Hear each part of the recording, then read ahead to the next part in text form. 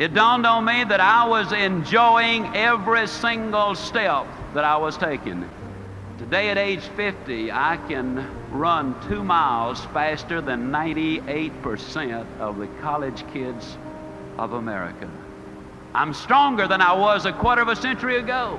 I can do things that I could not have dreamed of doing just a few years ago. I contend that you do not pay the price for good health. You thoroughly enjoy the price.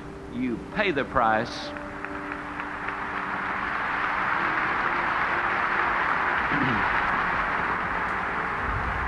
You pay the price for failure. You pay the price for a poor marriage. You enjoy the price of a good one. You enjoy the price of success. You just look at the people who've made it and the people who have not made it. I believe we've got to change our vocabulary. See, ladies and gentlemen, I don't believe you pay the price. I know that you enjoy the price. And I believe we need to change our vocabulary. I'm really talking about changing an attitude, am I not? See, that's what we're talking about here at these PMA rallies, changing attitude. We live basically in a negative world. An overweight person sits down at the table and says, everything I eat turns to fat. Well, that's negative. Mother sends her child off to school and says, now don't you get run over. That's negative. We live in a negative world and we become part of what we are around. Did you know that 2/3 of the medical students acquire the symptoms of the disease they study?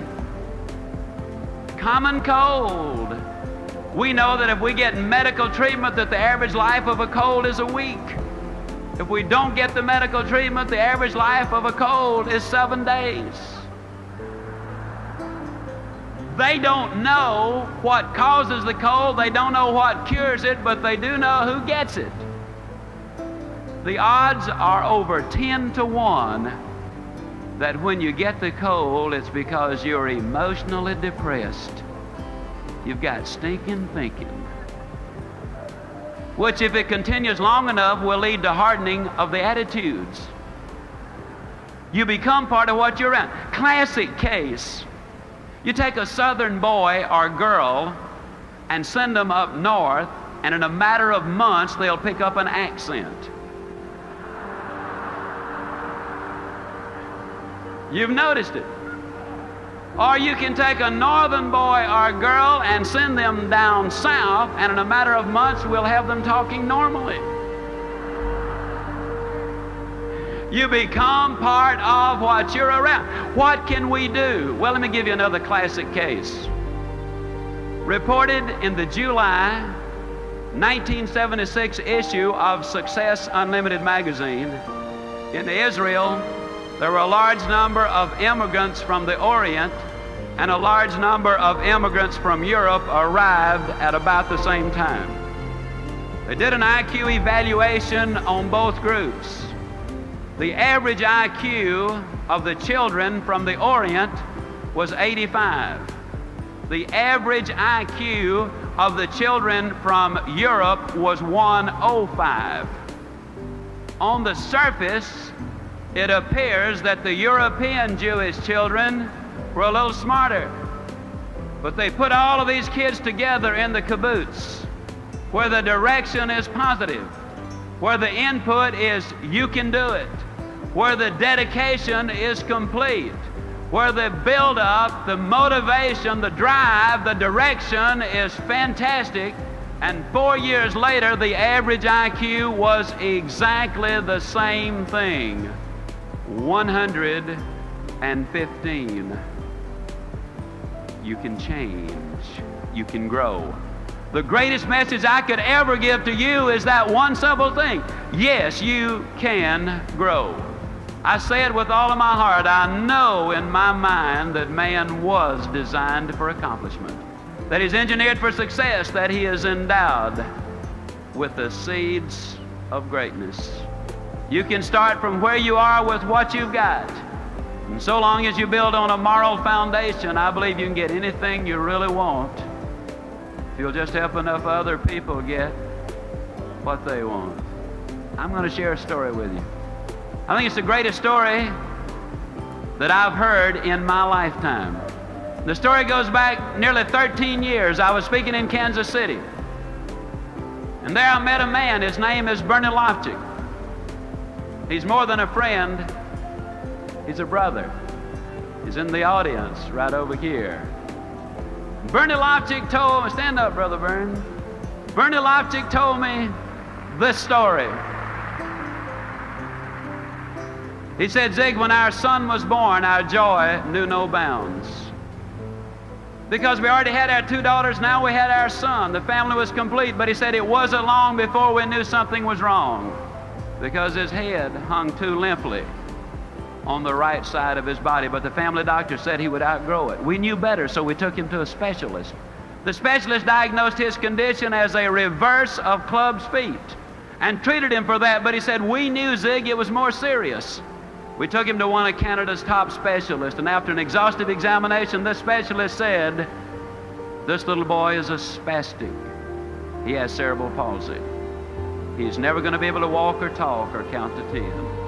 I'm going to suggest that you put him in an institution for his own good and for the good of the, quote, normal members of the family. Brother Byrne looked at me and he said, you know, Zig, I'm not a buyer, I'm a seller. I could not buy the idea that my son was going to grow up being a vegetable, so we took him to another doctor who told us the same thing. And then another and another and yet another and another until 30 doctors said there is no hope. Then they heard of a Dr. Pearlstein down in Chicago. They got an alternate appointment so that when someone else canceled, they could have that appointment, because Dr. Pearlstein was booked 2 years in advance, and 11 days later, a little boy from Australia canceled, and they went to Chicago. Dr. Pearlstein examined David perhaps as no child has ever been examined before, and when he finished, he said, this little boy is a spastic. He has cerebral palsy. He's never going to be able to walk or talk or count to 10 if you listen to the prophets of doom. But he said, I want you to know that I am not problem conscious. I am solution conscious. And yes, I believe there is something that can be done for this boy if you are willing to do your part. Well, obviously, Bern and Elaine Lofchick said, Doctor, tell us what to do. We will do anything. The doctor and the therapist and the nurses spelled it out in minute detail. They said, you're going to have to push this little boy beyond all human endurance. Then you're going to have to push him some more. You're going to have to work him until he falls. Then you're going to have to pick him up and work him some more. You got to understand that there is no stopping point. That if you ever stop, he goes back. You got to understand that there might be months and even years when you will be unable to detect any change, but you gotta stay with it. And one last thing, don't ever give him therapy in the presence of another victim of cerebral palsy. Because if he sees them taking therapy, he will inadvertently pick up those awkward movements. You see, we become part of what we are around. Whether it's moral or immoral, whether it's good or bad, stay with it long enough and it's going to rub off on you. The Lofticks went home. They built a little gymnasium in the basement of their home. They hired a physical therapist and a bodybuilder. It took them a lot of months, but one day David Lofchick could move the length of his own body. It took them several years, but one day the therapist called Bernie home and said, I believe David is ready, and Bernie rushed home. And David Lofchick was down in the basement and on a little mat getting ready to do a push-up.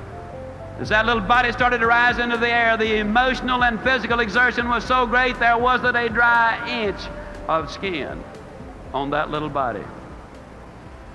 And when he finished that one push-up, Mother and Dad and little David and the sisters and the therapist and everybody broke down and shed those tears, which so eloquently say that happiness is not pleasure.